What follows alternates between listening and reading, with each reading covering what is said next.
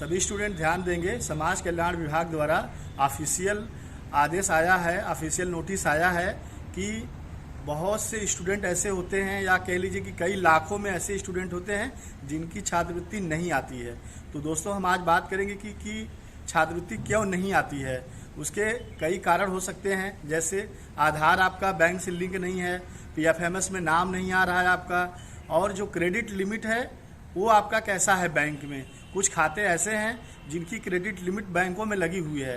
तो आपको मैं अभी दिखाता हूं जो ऑफिशियल आदेश है, उसमें क्या क्या सावधानी आपको बरतना है, और ये काम आप तुरंत कर लें जिससे आपका स्कॉलरशिप आ जाए। क्योंकि लास्ट ईयर में भी पीएफएमएस में नाम नहीं आया, बैंकों का क्रेडिट लिमिट कुछ ऐसे लगे थे कि ट्रांजैक्शन तो हुआ समाज कल्याण विभाग से, परंतु स्कॉलरशिप स्टूडेंट के खाते में नहीं पहुंचा। तो वही फिर प्रक्रिया न दोहराया कि आपकी छात्रवृत्ति फंस जाए, इसलिए आपको सावधान रहना है। मैं ऑफिशियल आदेश आपको दिखा रहा हूँ। ओके, स्कॉलरशिप वाले सभी स्टूडेंट्स ध्यान देंगे। ये आदेश आपके सामने ओपन हो गया है। कार्यालय जिला पिछड़ा वर्ग कल्याण अधिकारी, इंदिरा नगर, विकास भवन, लखनऊ।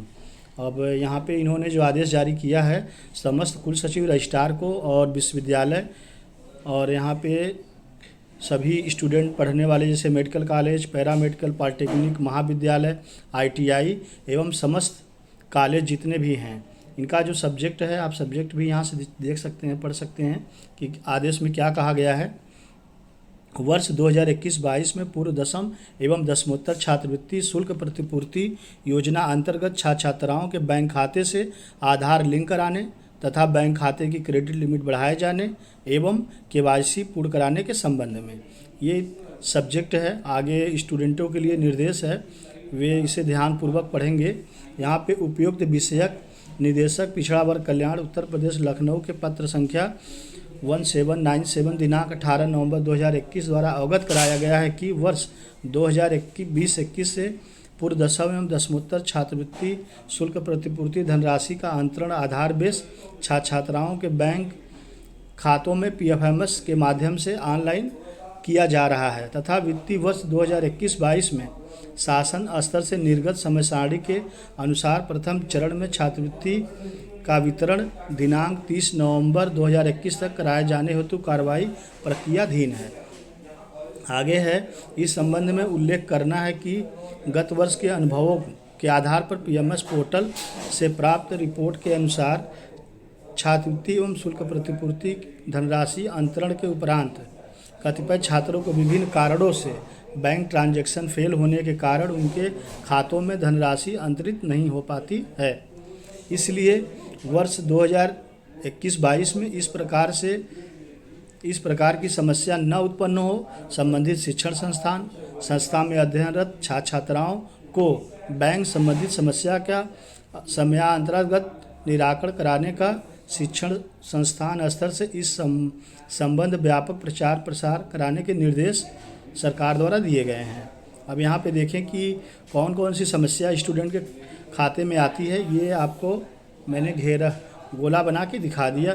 इतनी समस्या आपके फॉर्म में आती है, जैसे अकाउंट ब्लॉकेट हो सकता है, फ्रीज हो सकता है, आधार नंबर नॉट मैच हो सकता है, अकाउंट क्लोज हो सकता है, अकाउंट होल्डर एक्सपायर हो सकता है, account etch maximum credit limit set on account by bank हो सकता है, डॉक्यूमेंट पेंडिंग हो सकता है, अकाउंट होल्डर टर्निंग मेजर हो सकता है, डोरमेट अकाउंट हो सकता है, इनएक्टिव आधार हो सकता है, इनवैलिड अकाउंट हो सकता है, अकाउंट होल्डर नेम इनवैलिड हो सकता है, एंड एनी अदर रीजन। तो ये रीजन है, इन्हीं रीजनों से आपका फॉर्म कैंसिल हो जाता है। तो ये आप सावधानी बरतें। ये आप देख रहे हैं यहाँ पे जिला और पिछड़ा कल्याण अधिकारी का आदेश जारी है। आप शासनादेश पूरा देख लिए हैं। अब अपना फॉर्म जल्दी से सही करा लें बैंक से या अपने महाविद्यालय से संपर्क करके, कॉलेज स्कूल से।